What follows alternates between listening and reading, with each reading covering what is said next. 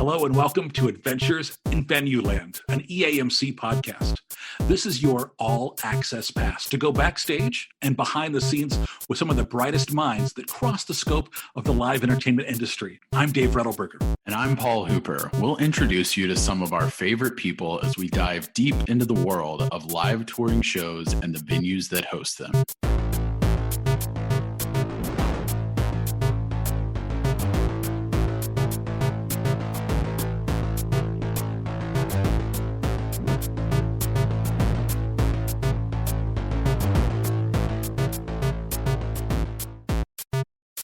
Today's adventure takes us to Philadelphia. We're going to speak with the Vice President for Diversity, Equity, and Inclusion for Oakview Group.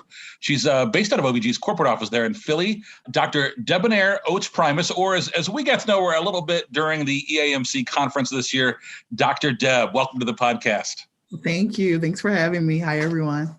You know, we had such a great time talking with you there in Minneapolis, and I wanted to make sure that all our Adventures in Venueland listeners got to hear kind of what you're doing. So instead of me kind of explaining what you do, from my understanding, why don't you tell us kind of what you're doing? Because it's a very unique thing that OVG has done here.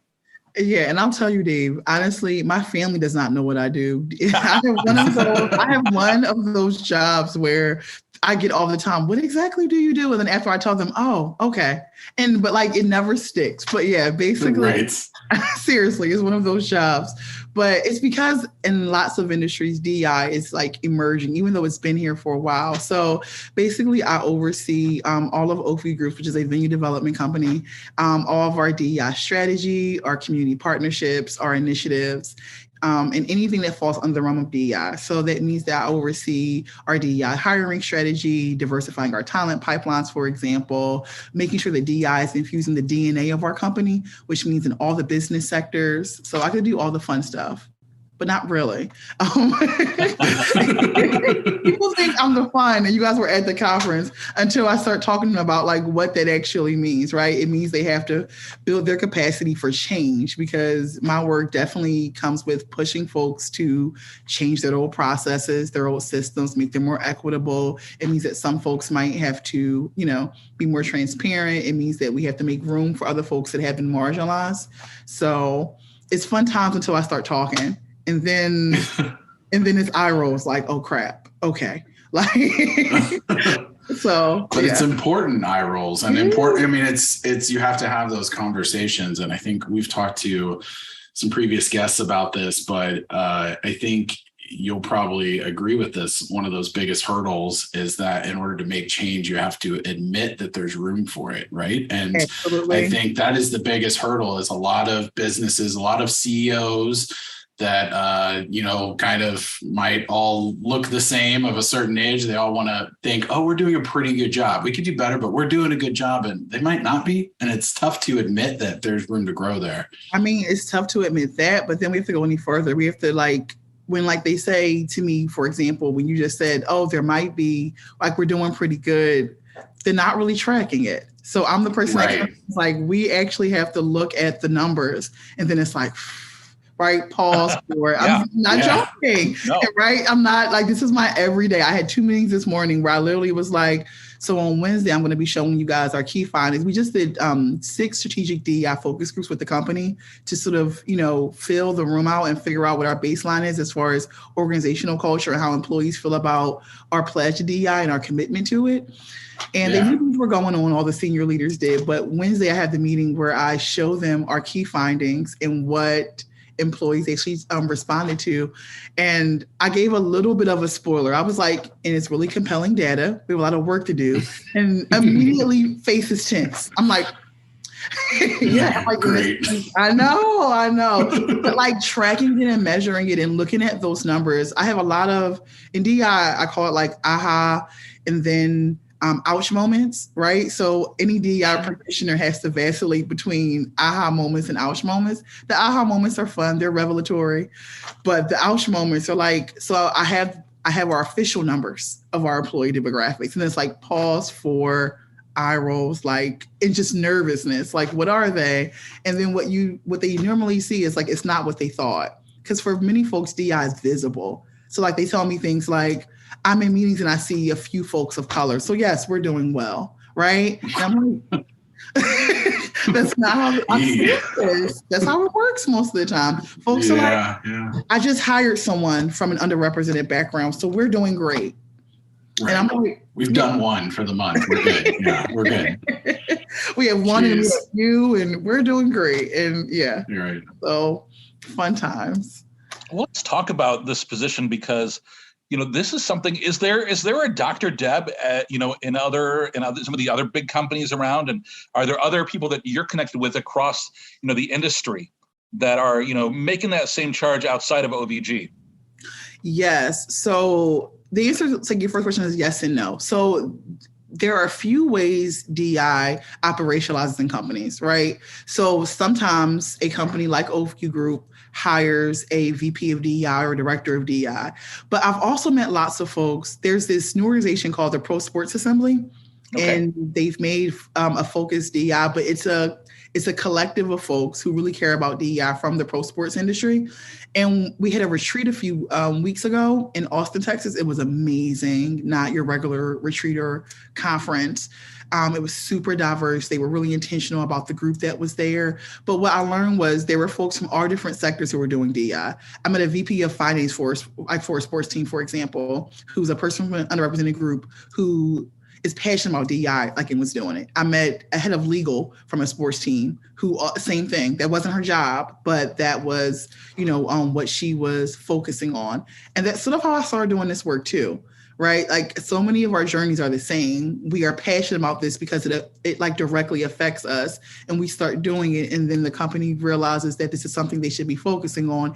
And you get an extra task. You're so great at this. You're so passionate about this. Do it.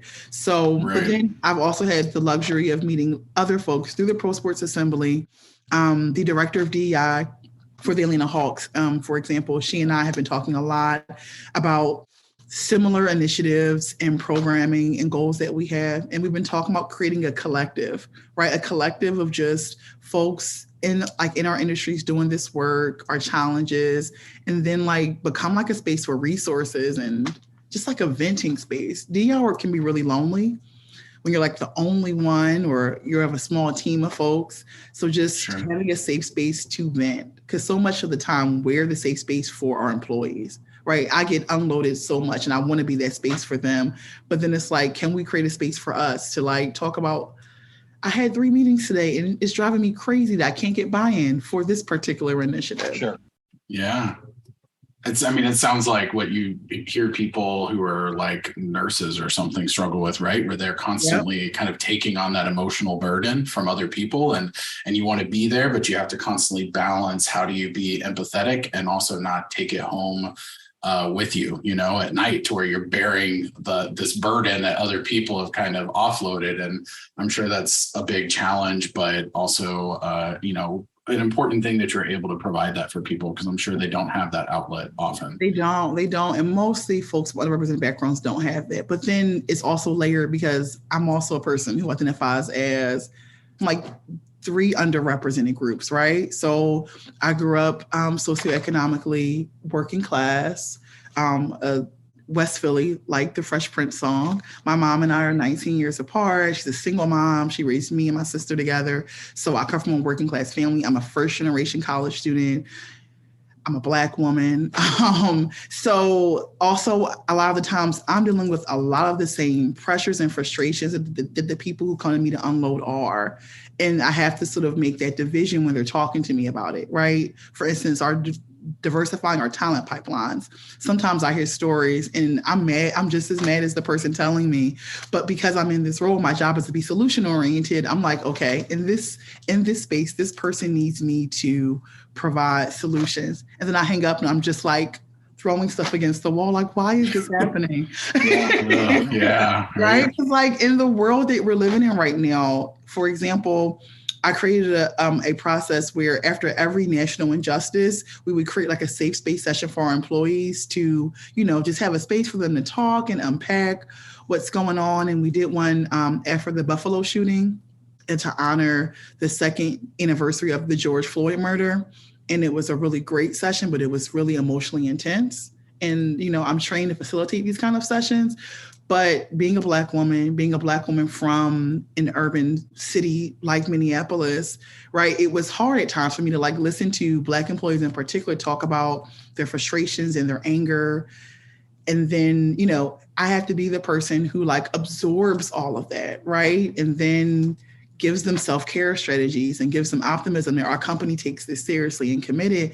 And then afterwards, I just close my laptop and just like bawl for 5 minutes though, because I'm also dealing with that same trauma, right? I'm also really upset that Black communities like the one in Buffalo are being attacked. And I'm part of that, I'm part of that in-group. So it gets sticky, but it's work that I'm really passionate about. Dr. Deb, what does DEI mean to you? Because some people, you hear DEI, you hear DENI, you hear equality, you hear equity, but what does DEI mean to you? That's such a great question, and it's a great question that I get a lot in this work. So just so you know, I've had practice answering this question. Even though, all right. I just want to let you know, but just going back to me, and I said this during the conference, right? When I was asked that question similar to like what you just asked. And folks tend to think that DEI work is like really altruistic. I get a lot, thank you for doing this work, as if I'm a veteran. But really, when I think about what DEI work means for me, it means carving out space that wasn't designed for people who look like me, right? So I started doing DEI work when I think about it, probably in grad school, right? When I think about how I was in these highly academic spaces that historically were not designed for people who look like me. And I had the academic pedigree. I was top of my class. But I didn't feel like I belonged because my background was so different. I was constantly being asked to be the representation of my whole race because I was the only Black person in my class. And then I joined the career field after I got my graduate degree, and it was the same kind of thing. So DEI work means carving out space and negotiating space for people who are the other, who are from the marginalized groups. Right. So many companies think that DEI is just about visibility and hiring diverse talent, but we don't talk enough about what are those spaces like once they get there. And I have that firsthand experience of what it's like when you get there and it's lonely and you don't feel like you can bring your authentic self into the space. And when folks hear that from me, they're like, you seem like you're so comfortable here. And I'm like, you don't know most of my identities. Right? I just told you I'm a first generation college student. So my family is traditionally Black in Philadelphia. I code switch all the time. I'm code switching now to fit into this environment, right? It's not how I would normally communicate with family members and all of that. So DEI means making space for folks on the margins to bring most of their authentic self in it for me. And I get to do that in a number of ways, right? And I love it. I love the fact because I didn't have it. I'm creating spaces that weren't there for any parts of my journey, not my academic journey, not in my career, and just little things that I'm teaching folks that they can do to make spaces way more safer and braver. Because if you want folks underrepresented groups like me to be in these spaces, you got to get brave and not just worry about safety, right? Because brave means you got to be able to hear my hard truth sometimes. A hard truth might mean after a Buffalo shooting, I don't want to like microanalyze this incident right now because I'm really angry right now. And I have to be able to come into my workspace and say, I'm really angry right now. Not at one specific person, but just angry. But as a Black woman, historically, me being angry in spaces that are occupied by dominant culture, that's not safe for me. Right? It is not safe for me to be visibly angry. So I conceal that, I suppress it so that I can be more palatable, more agreeable, more likable to my peers. And yeah, so DEI means I get to create spaces where less of us have to do that as often. Oh, you've given that answer before because it's so eloquent. Yeah, that's so great. Renditions of it. Yeah. No, it's good. It's good. I can tell you really mean it, too. That's the thing. It's not just something you say. I can tell it's something that you live every day. Yeah, I do. And I think that's the beauty of this work, right? Like I bring so much of my lived experience into the work that I do. So it makes me more empathetic, which is what you need, right? If you're committed to DEI work, you have to become empathetic listeners and empathetic leaders. And I think that's what folks see in me.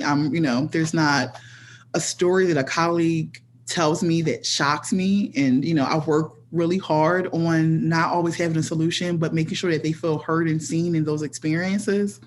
And I think a lot of that comes from my lived experience, my training, but also the fact of like, I'm always thinking, what do I want? What didn't I get when I told the professor in her office that I wanted to go to a PhD program? And she told me I was a city girl and I wouldn't, this is a true story, and I wouldn't make it in a rural area where I wanted to go to school to get my PhD. And that was her sole reason for not recommending me, because I was asking for like a recommendation. And her sole reason was not my grade point average. That was a 3.97 at the time. It was just, you are a city girl. That she was completely basing, I guess, on, I don't know, the way I dressed and the fact that I told the class that I was. So I keep those moments in mind when I'm listening to other colleagues from other underrepresented groups. Even when I can't relate, I'm like, what do they need in the moment, right? And how do I support them in this space?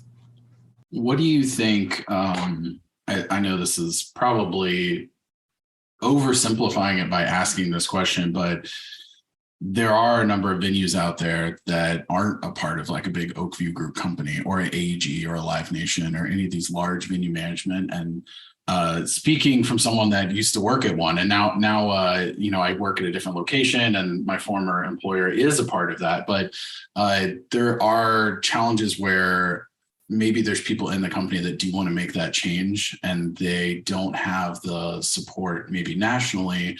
What do you think is like a good first step for them? Is there a good, first step that they can kind of take to try to help shift that mentality within their workplace? Because it might be a somewhat stodgy boardroom, if you will. I know. I get this question a lot, Paul. I think it came up during the conference as one of the questions in my panel, actually.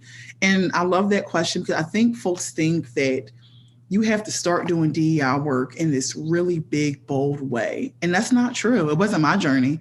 I didn't even think I was going to be doing DEI work. I got my PhD in literature and criticism with a concentration in Black feminism and post-colonialism, right? I thought I was going to have a whole career in academia. And I was on the tenure track at like an institution like in Philadelphia. And surprise, surprise, I was one of very few Black professors in my department. And my department chair, who was a white woman, but also my mentor, was like, I want you to be part of like this next hiring committee. That's how you choose faculty in higher ed. Sure. And she said, I'm not going to lie to you. I want you to be part of it because we need somebody from your perspective on it. I want us to hire more folks like you. And it's not going to happen if we don't start putting you on. Anyway, I joined it begrudgingly because it was more work and it's unpaid in higher ed. And it's a long process. And I was the only person of color on my hiring committee. And it was hard work. One person kind of get all of these like traditional white colleagues to prioritize folks from diverse backgrounds out of an applicant pool of 200 was really hard. I went back to my boss and I'm like, I can't do this by myself. They need training. Like training on unconscious bias before we move forward. And she was like, okay, I have some money in my budget, get someone to do it. A friend of mine recommended someone and they did it and it was horrible. Oh my God, it was so bad. And anyway, after it was over, the hiring committee looked at me and said, is this what you wanted, Deb? Is this your idea of training for us? And they were kind of saying it sarcastically. And I ended up doing one right then. It wasn't a formal training, but I was like, no, I was hoping that they would teach you guys about unconscious bias and the way your blind spots influence your decision-making and how that is deciding who you see as like ideal candidates. Anyway, an hour goes by and they're all like, this is all we need to know. And my boss says, can you do this training for all of our hiring committees? That was the start of my DEI work. Yeah. What that expanded into was me identifying other folks from other departments who were also hearing about what I was doing, and they wanted the same goals for their departments. And we formed a collective. It was informal. We didn't call each other anything at the moment. It was just folks who had the same purpose and the same goal. And over years, we created a DEI council. But that took years. In the beginning, we were just folks who were meeting periodically to talk about what we were doing in our departments. And what we ended up forming eventually was a DEI council, where DEI steering committees. We created ex officios that had to be a part of every single hiring committee. We worked with HR to transform the hiring process to create some roles in. But that's not where we started. To answer your question, Paul, is just start somewhere. It starts like with a conversation with a colleague or a coworker that has similar interests. When I think about when I first started doing this DEI work, it started with folks who look like me complaining and venting in our offices with the door closed because we were too scared for folks to hear it. And then that's the group I tapped when I was asked to do this work on a more formal level. And I hear folks all the time when I'm at conferences say the same things. There's a small group of us. We all want to do this, but we don't have enough support. I'm like, start anyway. Start with the smallest action you can. Start with speaking up in a meeting. When I think about my journey and where it started, I was in a large department, 300 faculty, and I raised my hand to me, and I had a brave moment where I just was like, are we going to talk about the ways that bias influences are? And, it didn't go well. I want folks to know it wasn't like I said it and they were like, thank you and applause. Sure. That's not what happened at all. No, it was the opposite, actually. Folks got angry and they accused me of accusing them, right, of being racially biased and all the things. And they formed groups of resistance against the work that I was doing. But I guess, Paul, that's what I would say to folks who are interested. One, start somewhere. Start with just gathering folks with similar interests, but also prepare yourselves for pushback and for resistance, because that's what this work is. DEI work is being a positive disruptor, which means you are going to be in positive confrontations. I put that word on top of it all the time, right? Because the world is messed up and I can't fix systemic racism or heterosexism or the patriarchy or any of that, which means I am working against those systems every time I have a conversation. So, Dr. Deb, talk to us about how you got from that point of, that hiring committee where you kind of turned things around to then working in the live event industry. So walk us through how you ended up with OVG. Oh my goodness. Okay. So I was working in a college like in Philadelphia, being like my DEI lead. That example that I gave you was 5 years ago. I ended up, our CDO, Chief Diversity Officer, retired, and I ended up taking over his job at my current institution. And a recruiter from OVG reached out to me and said, would you mind taking a meeting with us? And I did it because you don't say no to those kind of meetings. And they had never, I should have said this like in the beginning, this is the first time OVG has had this kind of role. So they were just like, we have been doing DEI work really episodically, right? But we really want to, centralize it, create systems and processes. And I went through about 3 or 4 interviews and I was on the fence because I didn't know what kind of DEI work they had been doing yet. So I wanted to make sure that the work that I was doing, if I transitioned into this space, was still going to be intentional and purpose driven and not checkboxing. And I was nervous. But I guess what won me over was I had a conversation, my last interview with, at the time, the CFO and the head of legal for the company. And this might sound really crazy, but what sold me was them saying I had all these questions that you're supposed to ask your interviewers. Some questions were like, who owns, the DEI communication? And they didn't have answers to these things. Sure. They didn't, but that's what I liked. And then at the end, they just said, you know what? You would have full autonomy over all of this. Your questions make us think about all of our blind spots and what we haven't thought about. And this is why we want you.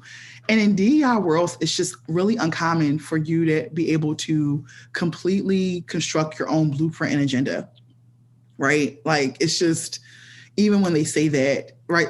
Like that's not the case. It certainly wasn't in my old. Do this, but within this box, exactly, Right, exactly. Yes.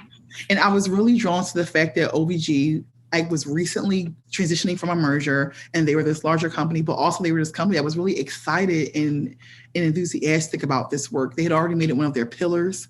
So, right, that was also showing me that their level of commitment with it. And again, even as I began, every meeting that I had, folks were just really excited about this work and just like, we really want you to take us wherever this journey takes us. And you can do, and you just don't get that kind of autonomy that often with DEI. And that drew me to the live events industry. And also just the reach was so much larger than where I was, right? The work that I get to do impacts not just our venues, but partnerships and I'm working on a diverse supplier program right now for our company. And I love that part of our mission is going to be, giving access to underrepresented businesses, right? Like business owners to a company like ours, which when you look at the data, I think it's something like less than 3% of all Black-owned business in the country, have scaled up enough to work with companies like ours. And yeah, the fact that I get to make a small dent in that number with our diverse supplier program, and I have the full backing and support of our company to do it in the way that I want to do it. Literally, I just have meetings where I'm like, so this is the outline for the program. And they're like, great, keep us updated and let me know how we can support you. And I'm just like, where am I? It's a lot of work, right? Oh, it's so much work. But, talk to, just this week, you said, you are working with different cities where they are setting up. Well, let's just get into specifics. Like what's this week? You said after you finish this up, you're heading down to Miami, right? Yeah, I'm going to Miami to meet with the DEI community of our Miami Convention Center and work on some Hispanic heritage on-site events they want to do at their particular venue. But yeah, like you were saying, Dave, it is hard work. And one of my challenges is because our company has expanded so quick. We're in a hyper growth phase right now, right? So getting everyone involved in the DEI work, right? And getting them to see that they should be a part of it in these really intentional ways, it's a huge challenge. And I'm just starting to bite off that elephant, right? And I can figure out how. I created a new governing structure, DEI governing structure at OVG, which is our DEI council, but it has 4 different governing bodies. One of the governing bodies is supposed to be just venue level DEI committees. But of course, my biggest challenge there is there are some venues that already have them. There are some venues that don't. And any DEI practitioner's challenges getting folks to buy into this. And this is something that is a priority because folks don't see it as revenue generating on the surface, right? So some folks feel like it's ancillary, right? Sure, we'll get to it. And giving the business case and driving the business case for DEI is how I get buy-in from these venues. But it's going to take time and it's hard. And I have lots of folks who are just like, how do we get involved? I was on a call the other day with our venue in Manchester in the UK, and they're like, we see all of the emails. We want to get in on this. How do we get in on this? And I'm just like, it's kind of overwhelming because time zones. And I'm just like, I can't do what I normally do with other venues. Here are ERGs and here's when they meet. And I'm just like, okay, I have to get innovative and figure out how do I bring them into this community? And also the fact that they're not that diverse of a group at all. So how I had the ouch moment eventually, right? The ouch moment has to be in a few weeks. We're also saying, let's talk about diversifying your hiring strategies and talent pipeline so we can get more folks in who are actually from diverse backgrounds. Because again, most people, when they come to me at first, they're super excited, DEI, we're so excited, until they realize that it means I actually have to call them in for a minute and be like, I'm so happy you're excited. I am too. Because it looks like we got a lot of work to do on your end. I'm so glad you're so enthusiastic. I know. Right? And then the smile fades eventually. And they're like, oh, really? I'm like, yeah. Have you looked at your recent demographic numbers of your workforce right now?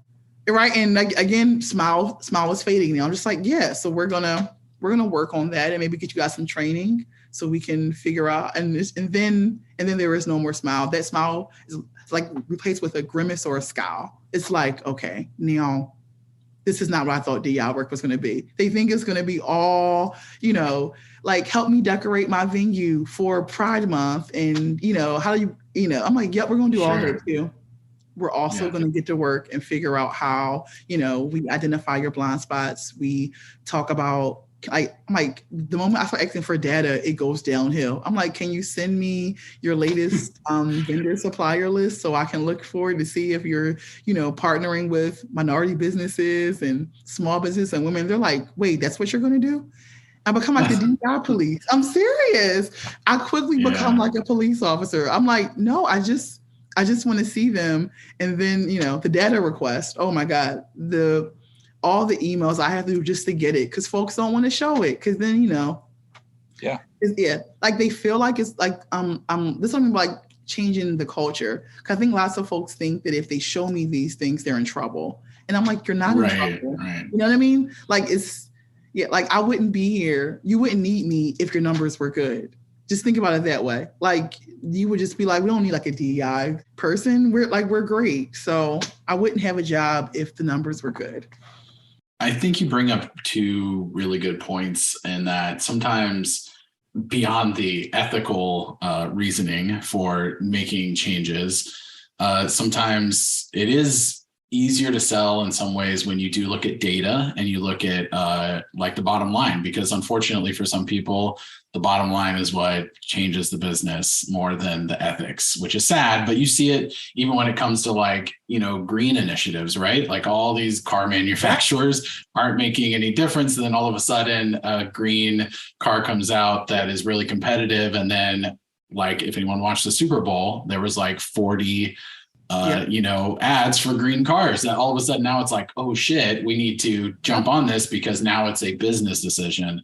And so I love that you are highlighting that. And I do think, hopefully more people are seeing it as not only an ethical thing, which is it at 100% is, but it also makes more business sense to have a more diverse organization. You're representing more perspectives. You're having people that are bringing all different backgrounds into the discussion, which you would not be able to understand otherwise. And so I think it's a great point that you were making there.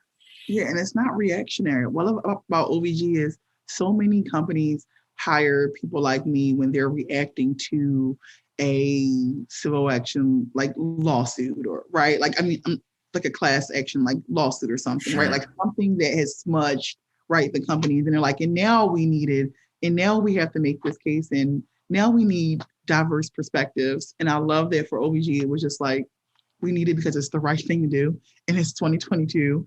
And we live in like a world where it should be common sense that, right? Like you need diverse perspectives to drive innovation, right? Like so much of like the business case is like, if you want to be like an innovative company, how innovative can you be without perspectives like from diverse backgrounds? And just, have to sift through, the conversations I have sometimes, the like debates I have with folks. There are folks who fight me on what diversity is. That's my favorite debate. I kind of like get petty a little bit. And some people don't like the debate, but I come from like an academic background and I love it. And I think folks don't realize when they first start talking to me that like it's coming. I was talking to a former colleague. He said he wanted to be part of DEI work, and then he starts talking to me about how he's earned his position. And I'm like, where am I? I'm like, where is this going? And he's like, part of why I don't is because, he didn't say this, but I think I trying to like articulate is that he disagrees with like male privilege and white privilege. And he's worked really hard for all of, all the things that he's gotten. And I'm like, yep, you have. And I know a lot of people who don't look like you, who work really hard and never get to where you and I are, right? I come from a working class family. And I come from like a working class neighborhood. And I grew up around a lot of Black folks who worked really hard for most of their lives and never got above working class socioeconomically, right? Never owned their house, right? Never owned their car, don't have a savings, right? So just this idea of not acknowledging the ways that racism and patriarchy and sexism like intersects with all of these institutions to keep certain people from succeeding is a task that I have taken on. And sometimes it causes me to be in really intense debates where I'm like, yep, no one's saying you haven't worked hard, but just we also need to understand that some folks work really hard and never get here. And I feel like I do that by sharing more of my personal story, because folks like to use me as like the exception. But look at you. And I'm like, yeah, my mom worked 3 jobs so I can go to private school. Seriously, right? Because if I went to like the neighborhood schools in my neighborhood, then I would not have gotten here, right? I'm like, she worked 2 jobs and I babysat my sister who's 4 years younger than me most days and got dinner ready before she got there and helped my sister with her homework because she couldn't be there after school, just so I can get an education that put me in this spot, right? And that's also a great example of inequity, right? About how all the work had to be done just for me to get a quality education. When you think about that story, like and what it really gets to It's like she had to do all that sacrifice, all that not being there with us, like when we came home, just so I can get a quality education to make college accessible for me. Like, period, full stop. That's all that had to happen just for me to have a chance, not even a guarantee that I get in, just to have a chance, right? I worked when I was in grad school in lots of Philadelphia high schools, and they don't even have a chance, right? They don't have the base standards to even apply for most colleges. And my mom had to work 2 jobs just so I can, I killed it at my private school. So I definitely was going to get there, but it still was just, right? Like those kind of avenues and getting people also fun for me. I'm like, we're going to go. You are going to give me your meritocracy story. I get it. You've earned it. Now listen attentively. And then I'll go in for the kill. I'm like, let me a different perspective. And I'm serious, right? These are it's important though for people to hear that. Yeah. And it's like, cool. I get that you work really hard to get here, but let's like compare trajectories for a minute and how so many folks never even get the option of it. It's why I want my company to do way more, OBG to do way more community engagement events and start, doing some guest speaking to HBCU grads and start going into local under-resourced communities, because we're in all of these markets and we should be going in and educating these folks about other pathways into this industry besides athleticism, right? Like, especially in Black and Brown communities, we have a really big opportunity at OBG to start educating folks in like these communities about what they can do. There are so many great opportunities in the venue industry that they can be taken advantage of. And most of these kids only have these dreams of being in one segment of this industry, which is like the talent side of it. But I want us to start going into these communities and start educating Black and Brown kids about how they can be the next VP of sales and marketing at a company like mine, right? How they can be the, next CFO, right? Or director of marketing or director of internal communications. They don't even know that these jobs exist nor what they do. And if I have it my way, they will know. We are going to be in this community teaching them and educating them. Like, I get that you want to like play basketball, but you ever think about, like, working in branding or sales and marketing, like with a company like mine that gets to work within this industry and blow their minds a little bit. Yeah. You talk about the challenges that you encounter. And I think one of the things that I imagine is people are always very excited to tell you that they care about DEI, that they are not racist, that they are in favor of, all things DEI. But when Monday rolls around, they got that show announced at 10 a.m. and they got that press release they're working on, and they've got that media drop that they got to take care of, and there's something else they got to schedule. Also, by the way, they got to get kids to soccer by 4:30, and I really care about this, but I don't know how to fit it into my day, right? Know. And so how do you get people to prioritize making the time for DEI? Oh my God, Dave, that's such a great question and example, because you're right, just prioritizing it. But I think one way, the most powerful way I do it is identifying what you just said as a point of privilege. So when someone tells me they don't have time to prioritize this, I'm like, that is a privilege that you have to say you don't have time for it. People who look like me don't ever say they don't have time for it, because it directly affects our lived experience. Right. And it directly affects my workplace experience. So one way that I do it, my most powerful way, is by gently identifying that statement is a privileged statement. You get to choose and opt in and opt out of when you want to support. When you break down what DEI is, I love to define it for them. Instead of using DEI, I'm like, what that means is you don't have time to carve out safe and brave spaces for people from underrepresented groups. You're telling me you don't have time to expand our workforce so that it includes more people from underrepresented groups. You talk about a guilt trip, it is the best guilt trip. I end it like, you're saying you don't have time for us to pour into under-resourced communities that we occupy with our venues. Period. Right. That's to the truth, right? Right. No. And when I say it like that, they're like, no, that's not what I'm saying. I'm like, okay, cool. So you'll be at my meeting next Tuesday. And right, because that's what you're really saying. Like when you talk about DEI, which is really about equity, right? About creating, about like transforming systems of inequity, right? And that means like you don't have time for that. And our company does have time for it. Another guilt trip, like I pull on them all the time, is like you work for a company that has pledged their mission to support DEI. So to me, it's like you saying you work in finance and you don't have time to compose an Excel spreadsheet. Really? Because that's your job now, right? That's Right. your job. That's how also I feel like with folks. We work for a company that has made a commitment to DEI. So it's part of what you do. This is how you start to embed DEI into the DNA and fabric of a company. It has to be a part. Like, this is not something you do when you have time.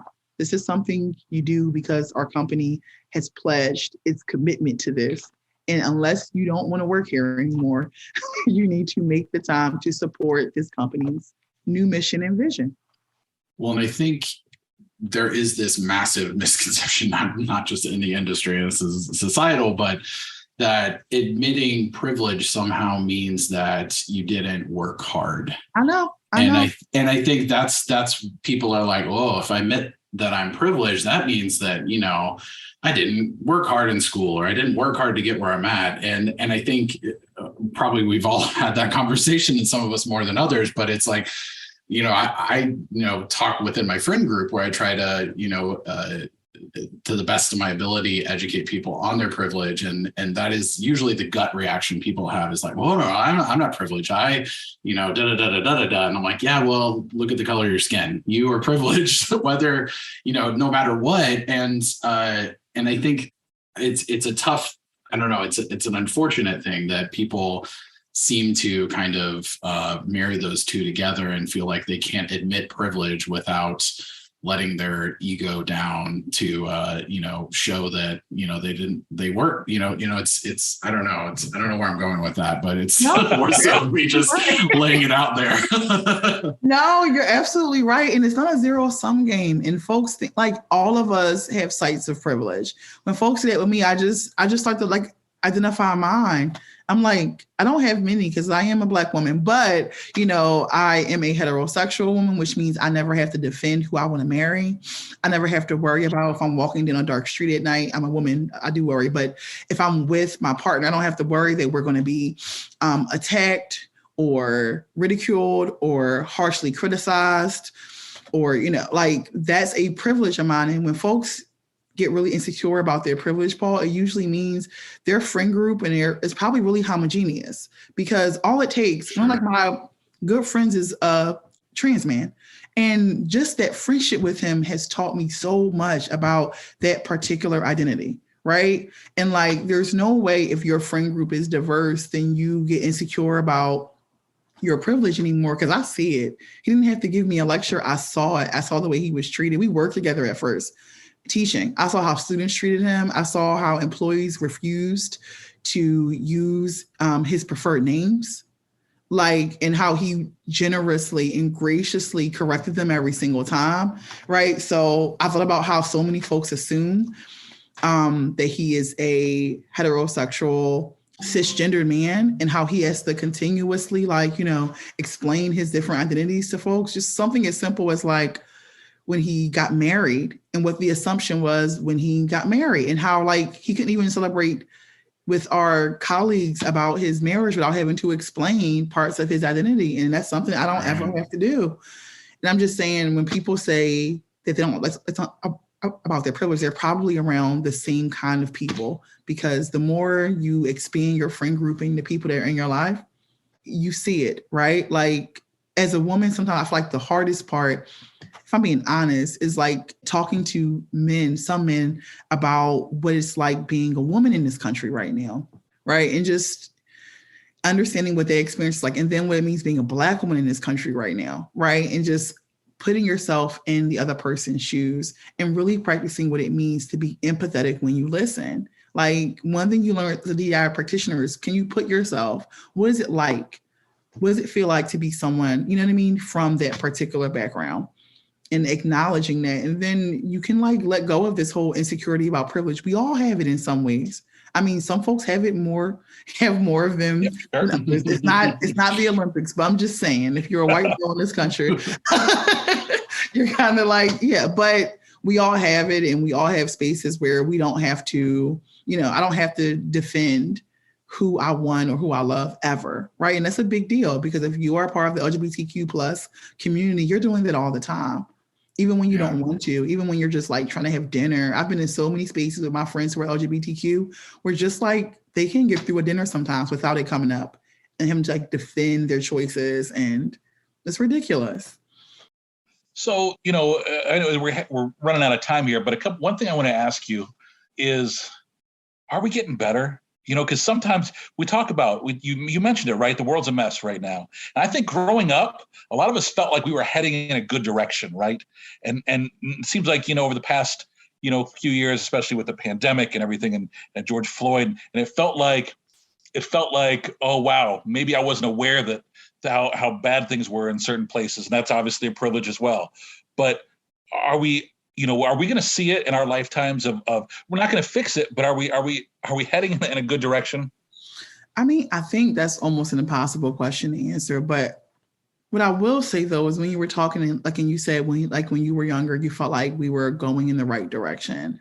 And I feel like as someone who grew up like where I didn't. This isn't new for me. Right. Like the space that we're in right now, what's like this country's a mess. I'm saying everybody else who isn't from a marginalized community is finally seeing the mess. Right. And there have been a lot of reasons why now we all get to see it. Technology, right. And just awareness. And there are more folks unlike representing groups part of these platforms that get to share it. But this is where I've been, and most people I know who like me like my entire life. So the optimism that some folks have had was never sort of my reality. Sure. Right. Like that was never, it wasn't pessimist, but it just was. I think what's changed is for folks from underrepresented backgrounds like myself and others, you're taught pretty early on, right, when you are from an underrepresented group, that dominant culture's comfort is more important than your psychological and emotional safety. And what you begin to do is dilute or suppress certain parts of yourself or certain things you say, right? We begin to edit ourselves so much, especially in those spaces, because we're so afraid of how what we say might affect you. And that's how we know that dominant culture is sort of the focus in our country, because your comfort is supposed to be more important than anything that's going on with me. So I guess a short answer to your question, Dave, is to me, this is what progress looks like. The fact that I get to come on here and talk to y'all for an hour and not censor myself and, have a brave moment and talk about what my experience is like. If I look back 10, 15 years ago when I was in college, I would have never done this.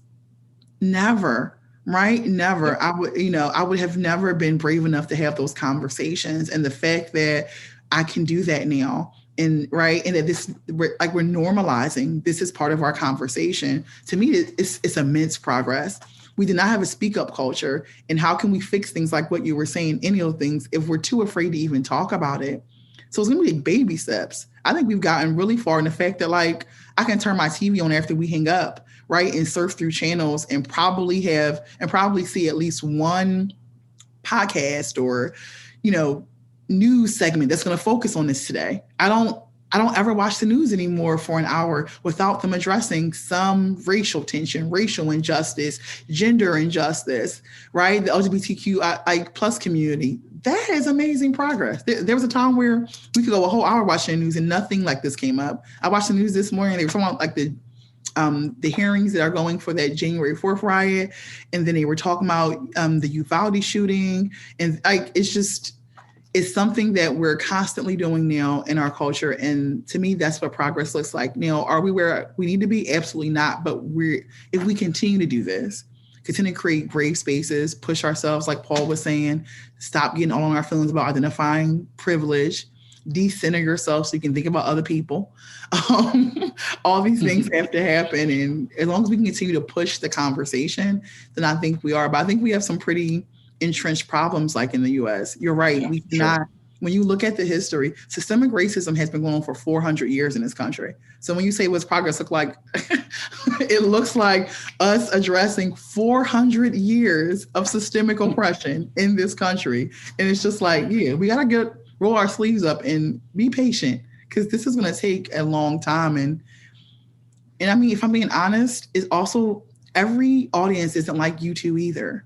You know what I mean? So we have to get to a space where we stop resisting these conversations. And I started having to do so much work on my end, making people comfortable with this and just get comfortable being uncomfortable. Like, I loved your term speak up culture. I love that, right? Because a place people are comfortable speaking up. And that's something that that we all need to get a little more comfortable with. We do. You guys are already. But let me ask you this, because before we let you go, I need to, acknowledge that, one of the things Paul and I have talked about quite a bit on this podcast is that, our jobs so often we let them define us, but it's not all of who we are. Right. So tell me a little bit about what you like to do for fun outside of work. How when you need to turn off from this and go out and I'm sure you live your life every day and it impacts every aspect of your life. But what do you like to do for fun? Oh my goodness. Well, I was just telling Paul before we started that I am a Peloton.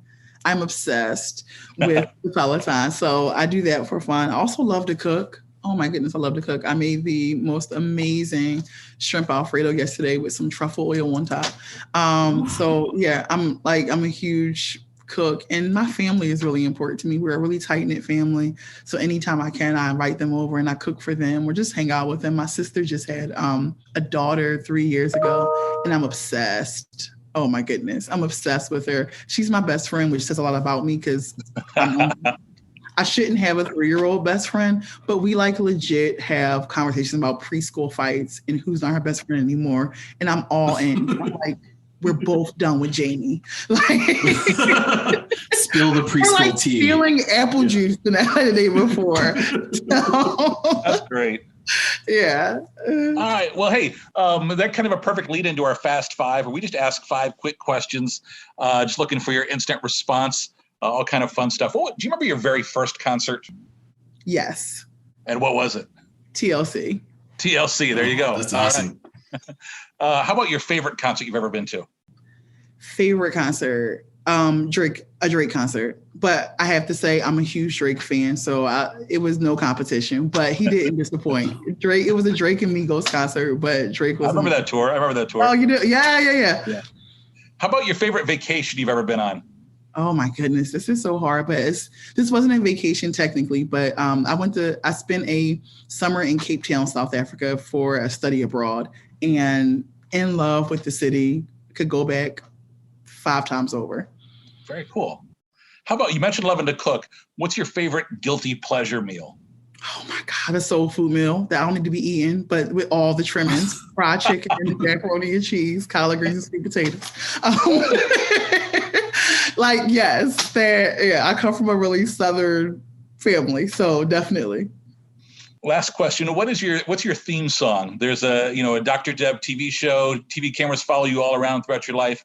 What is the song that plays over the opening credits to your TV show? Oh my goodness. Probably Flawless by Beyonce. There you go. Hey, I can't tell you how much I appreciate your openness today and sharing things with us, because I know people have a lot of questions about this, and I again, baby steps, right? But I appreciate you giving us your time today. If somebody does want to reach out to you, what's the best way for them to reach you? Through any of the social media platforms, but my email address is not that long, dprimus@oakviewgroup.com. And also my LinkedIn, which is just Dr. Debonair Oates-Primus. It's long. And yeah, those 2 are probably the easiest ways to get to me. Awesome. Well, hey, we really appreciate your time today, and best of luck. We look forward to having an update from you before too long. Oh, thank you. And thank you guys for having me. Thank you so much. Yeah, and a big thanks to everybody for listening to this episode of Adventures in Venueland. Remember, you can subscribe and find more episodes wherever you listen to your favorite podcasts. We love your 5-star reviews so you can help others find us. Until the next adventure, I'm Dave Rettelberger. And I'm Paul Hooper. Thanks for listening, everyone.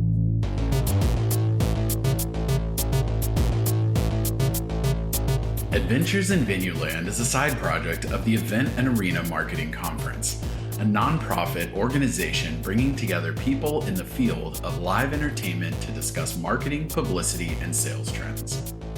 Find out more at eventarenamarketing.com. Audio editing and mixing by Camille Faulkner. Design and digital advertising by Megan Ebek. Copywriting and Publicity by Samantha Marker. Guest Booking and Brand Strategies by Paul Hooper. Guest Research by Dave Rettelberger. Marketing Strategies by Paul Hooper, Megan Ebeck, and Samantha Marker. Thanks for joining us. Until the next adventure.